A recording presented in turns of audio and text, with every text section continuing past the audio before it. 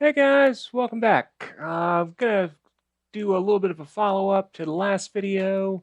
It was about setting up the LTE, the USB uplink on those little M2 LTE modems, in this case with a Verizon SIM card.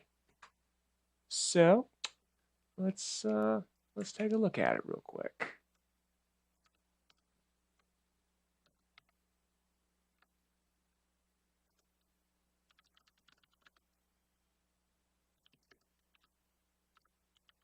So here we are with a Raspberry Pi just been rebooted. And that's rigged up over here. Got one of these generic USB modem enclosures. And we're just plugged in over USB.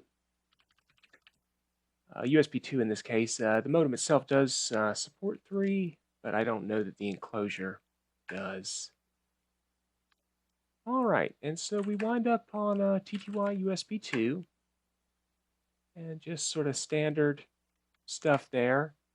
We're using a Verizon SIM card, so we have some of the old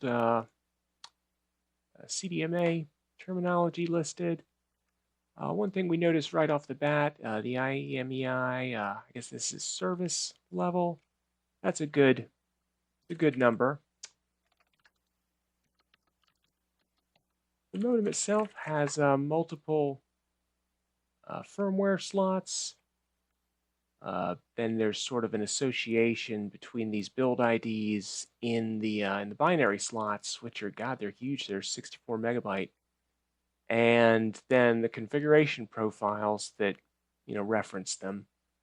We're on Verizon here, so we're using that to the 3303.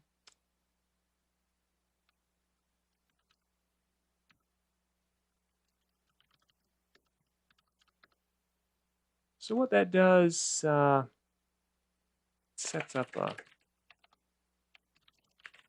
interface. Let's just drag this out a little bit.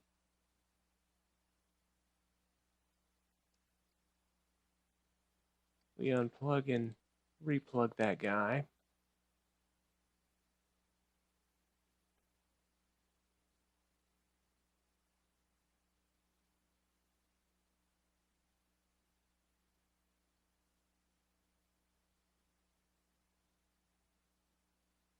And I guess there's a, some level of operating system inside the modem, and it boots, and we get some lights. And before long,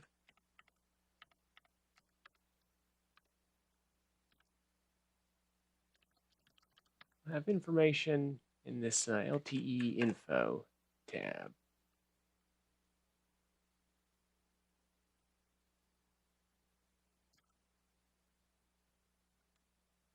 So we can see there's two classes of radio frequency.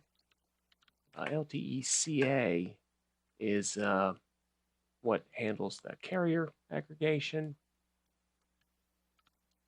Either way, that's connected. So then the first thing we have to do is we have to switch that interface there. It defaults to 802.3 frame mode. We got to switch it to this raw IP mode.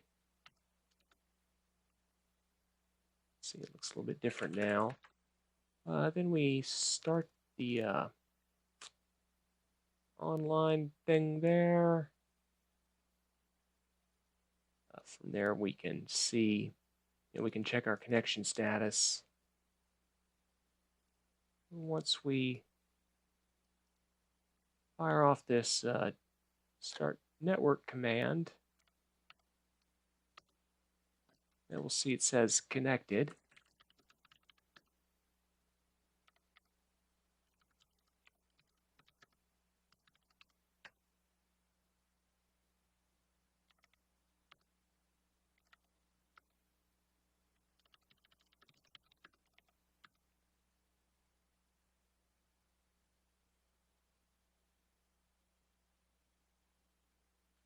I found this to be a little intermittent.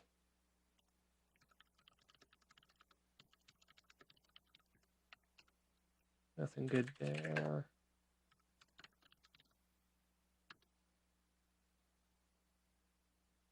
So in those cases, I've just been resetting the modem.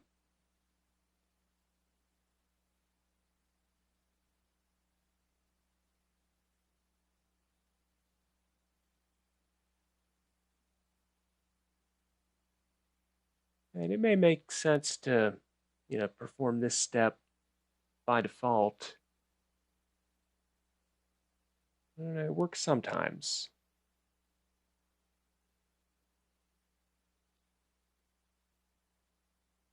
It may have something to do with whether or not the modem is attached when the device boots.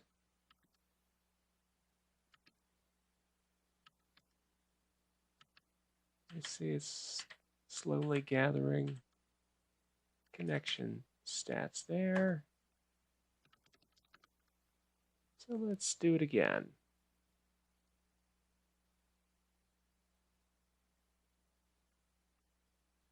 And set it online. Status is disconnected.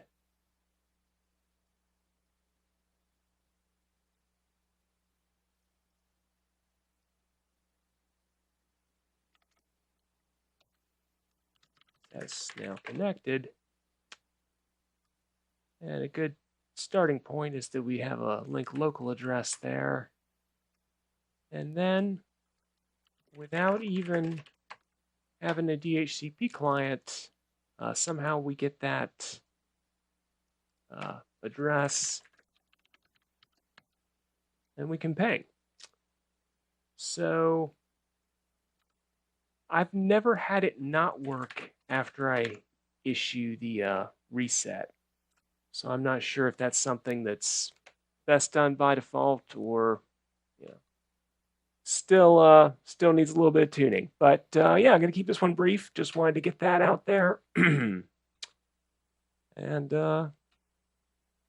yeah, we'll catch you next time.